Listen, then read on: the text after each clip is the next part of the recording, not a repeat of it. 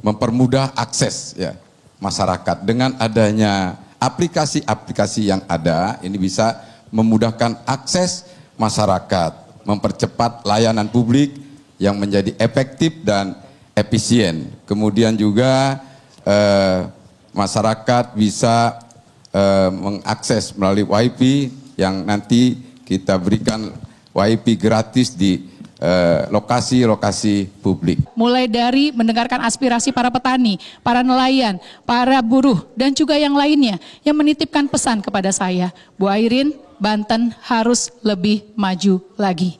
Dan tentunya visi yang bisa saya jalankan semuanya bisa dilaksanakan jika Allah menakdirkan saya dan Pak Haji Ade menang dan dilantik jadi Gubernur Banten, Gubernur yang amanah, istiqomah dengan tujuan untuk selalu bisa memberikan kebermanfaatan, kemaslahatan, selamat dunia dan akhirat. Assalamualaikum warahmatullahi wabarakatuh. Waalaikumsalam warahmatullahi wabarakatuh. Alhamdulillahirabbil alamin. Asyhadu an la ilaha illallah wa asyhadu anna Muhammadan abduhu wa rasuluh. Pemirsa, kita jumpa di ruang tayang dibacain berita. Bung kameramen akan membacakan beritanya. Disilahkan. Baik, terima kasih Bu Alfian. Kali ini lagi-lagi kita masuk dalam rekomendasi UAT di Pilkada 2024, Bu Alfian. Nah, hari ini atau syuting kali ini kita akan rapel nih Bu Alfian, antara Banten dan wali kotanya Bu Alfian. Kota Tangerang maksudnya. Nah, Bu Alfian sebagai warga Banten dan juga tinggal di Kota Tangerang, apa nih Bu Alfian gambaran awal di sesi awal ini, karena saya juga sebagai warga Tangerang agar lebih yakin, karena calon-calonnya juga nggak meyakinkan. Silakan Bu Alfian. Ya, bismillahirrahmanirrahim. Pertama, buat pemirsa, saya berada di Jazirah Banten tahun ini memasuki tahun ke-45. Nah, yang sehubungan dengan Pilkada Provinsi Banten dan terfokus nanti ke Kota Tangerang ya sebagai pilihan di tingkat kota, maka kita sebetulnya berada pada satu situasi yang boleh dibilang sama saja di seluruh Indonesia. Sering kita berhadapan dengan menu yang sebetulnya kita nggak begitu doyan semua. Kadang-kadang kita merasakan betul bahwa ini keasinan, ini kepedesan, bahwa ini kurang bumbu, bahwa ini jauh dari harapan. Maka kalau ditanyakan kepada saya, bagaimana untuk Gubernur Banten, ya tentu saya punya pengalaman dulu menghadang orang-orang yang tidak punya basis keulamaan, basis kepesantrenan, basis santri dalam konteks misi. Maka hari ini saya cukup sedih ya, karena pencalonan ini berada pada orang yang boleh dibilang 4L. 4L paling tidak walaupun orangnya berbeda, tapi dinastinya ya sekitar itu juga. Ya, dinasti A, dinasti B, dinasti C yang tidak masuk pada posisi harapan adanya perubahan, harapan adanya kesejahteraan dan kemakmuran masyarakat secara sistematis masih jauh dari harapan.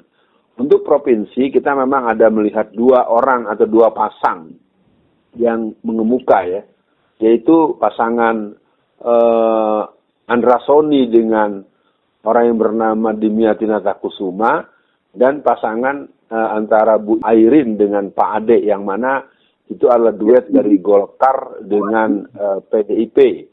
Nah, yang satu lagi duet antara teman-teman dari Gerindra dan PKS, yang boleh dibilang adalah juga, dan partai yang lain-lainnya. Nah, kalau untuk tingkat kota, sesungguhnya saya belum sampai kepada penjelajahan yang mendalam.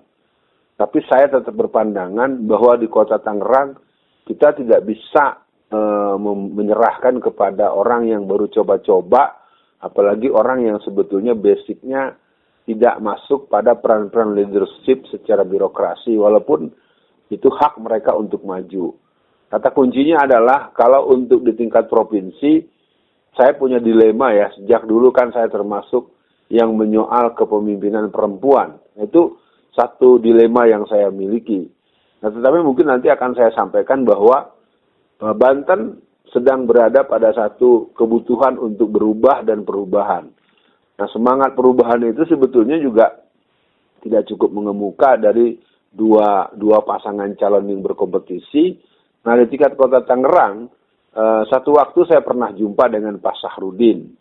Dan saya menanyakan bagaimana kesiapan beliau untuk menata kelola daripada Kota Tangerang sebagai sebuah kota yang punya basic sebagai kota yang memiliki inisiatif ya.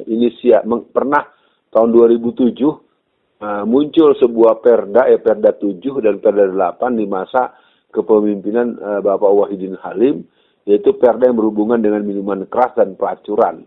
Nah, tentu ini bagian yang bisa kita lihat bahwa Pak Sahrudin adalah orang yang periode sebelum ini menjadi wakil dari Pak Arief Wismansyah. Maka secara umur atau secara penampakan jelas beliau termasuk yang senior, dan menurut saya tidak ada alasan kita untuk menganggap ini tidak layak. Nah, tapi juga dengan kemunculan pasangan-pasangan yang lain, kita melihat ada dinamika yang menarik, yaitu pasangan yang dimana konon di situ ada rektor UMT yang berduet dengan Boni Mufijar daripada teman-teman PKS. Dan tentu ada pasangan lain yang juga muncul, putra dari Pak Wahidin Halim dan salah satu tokoh muda di dalam belantika politik Indonesia. Maka pertanyaan yang sering dimunculkan, Ustadz pilih yang mana? Untuk gubernur siapa? Untuk wali kota siapa dengan siapa? Nah, itu mungkin respon awal Bung Kameramen. Saya ingin mengatakan pertama, kita berada pada satu situasi yang sangat tidak ideal. Yang kedua, fenomena 4L menjadi sesuatu yang sering berulang dari tiap pemilu ke pemilu. Yang ketiga, kita juga sama tahu bahwa masyarakat kita itu juga tidak cukup punya kesiapan untuk membela kepemimpinan berdasarkan karakter, berdasarkan kepribadian. Kalau melihat respon Bung Alfian memang sulit untuk bulat ya Bung Alfian untuk ke salah satunya atau kedua-duanya, karena memang kalau kita melihat Airin bagaimana Sumarekon menjadi eksis di BSD atau di Tangsel. Kemudian kalau melihat Andra Soni ya mungkin dia akan mendukung Marwar Sirait untuk membantu penguatan PIK 2. Nah, saya juga nggak tahu tuh dua-duanya untuk Airin tuh nanti bantu PIK 2 apa enggak, karena Sumarekon juga semakin kuat dengan Airin. Nah, kemudian untuk di Tangerang itu 3 calon Bung Alfian, yang dosen UMT itu rektornya Ahmad Amrullah dan Muhammad Boni Mufijar. Kemudian Sahrudin itu didukung oleh partai Bung Alfian dulu P3. Kemudian ada kader PSI Bung Alfian. Valdo Maldini bukan kader muda, kader PSI. Oh, PSI. Kader PSI Bung Alfian bersama dan Partai Bunga Merah ya. Ya, partai dengan anaknya Wahidin Halim. Nah, jadi mungkin Bung Alfian dengan kebingungan inilah ya. Tapi memang kalau dilihat dari yang kotaknya ya Bung Alfian, mungkin ada 2 calon yang menurut saya bagus, karena Pak Sahrudin kan juga birokrat, kemudian juga Ahmad Amrullah mungkin keluarga besar PII, banyak yang berlabuh ke sana. Bagaimana itu Bung Alfian? Ya, kalau kota dulu ya. Dari kota saya ingin memberikan satu bentuk kontestasi yang kompetitif ya. Jelas yang harus didudukan adalah persaingan antar kualitas.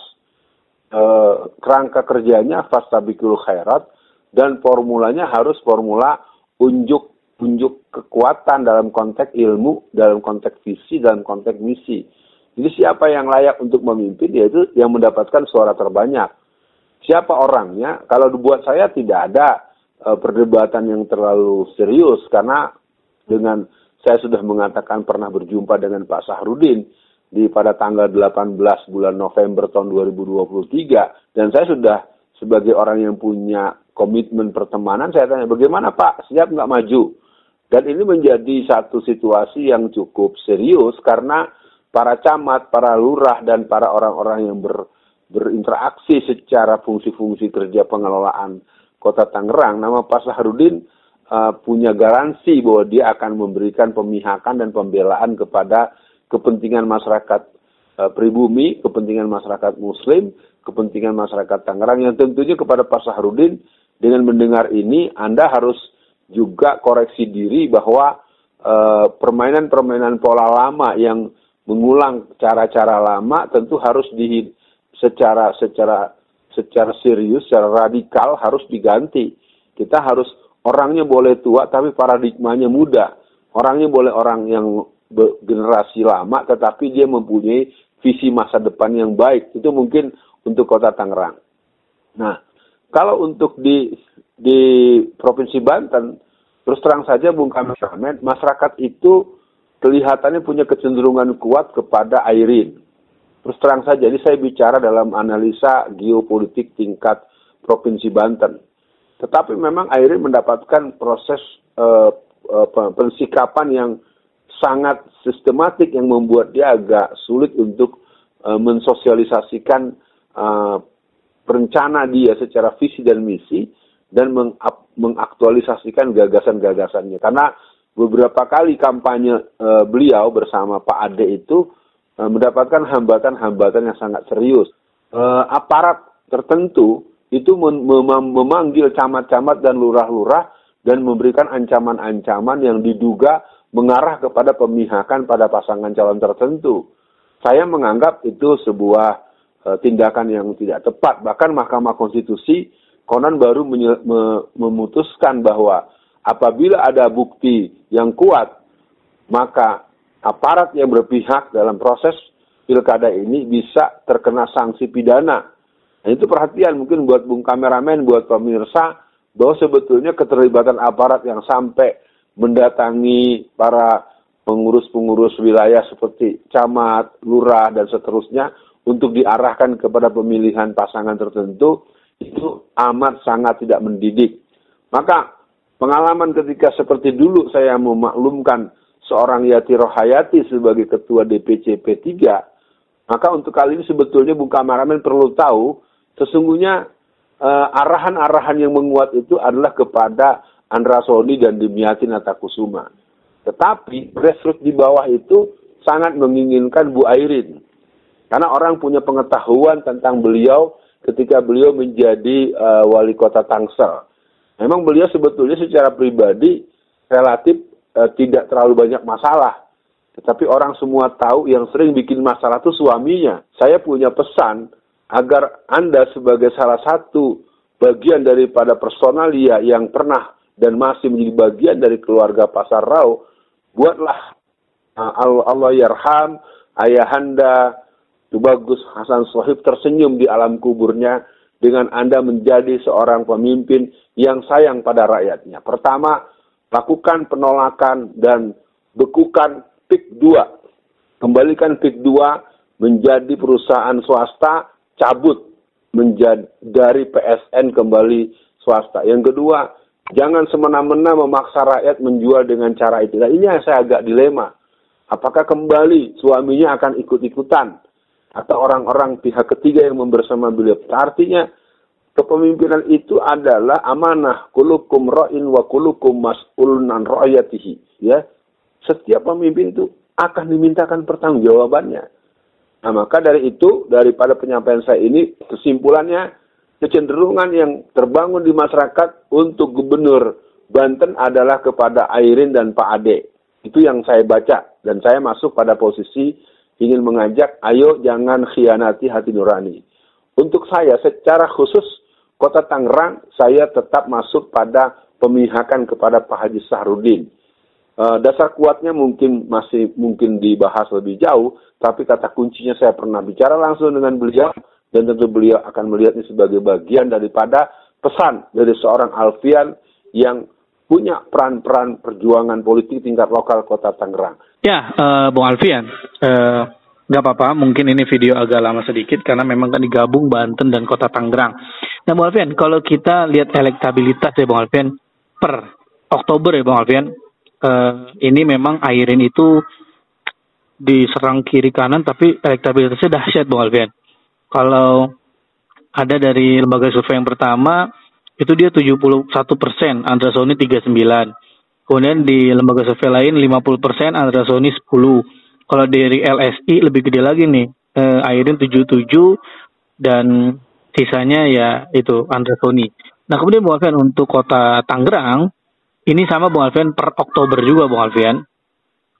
Per Oktober juga. Jadi Pak Sahrudin itu 63% Bung Alfian. Kalau Valdo 20%, kemudian Boni Mufijar dan Amarullah dan Boni Mufijar itu 4,8%. Nah, jadi mungkin Bu Alfian, untuk akhir sesi kali ini seperti biasa, saran atau rekomendasi Bu Alfian untuk di Banten dan di Kota Tangerang siapa nih Bu Alfian? Untuk closingnya silakan Bu Alfian. Ya, saya akan menyampaikan dengan ringkas. Untuk Banten, saya tidak dalam posisi mematok-matok, tapi intinya untuk Bu Airin dan Pak Ade, Anda siap memimpin Banten dan Anda siap berjuang membela rakyat Banten. Itu saja pesan dari saya, karena saya juga membaca hal yang sama. Secara geopolitik, suara Anda justru menimbulkan simpati masyarakat karena tekanan-tekanan yang saya katakan tadi. Yang kedua, buat Kota Tangerang, saya negaskan bahwa pada Pak Sahrudin, ingat bahwa kita pernah ngobrol dan Anda saya pesankan untuk berpihak pada kepentingan umat Islam.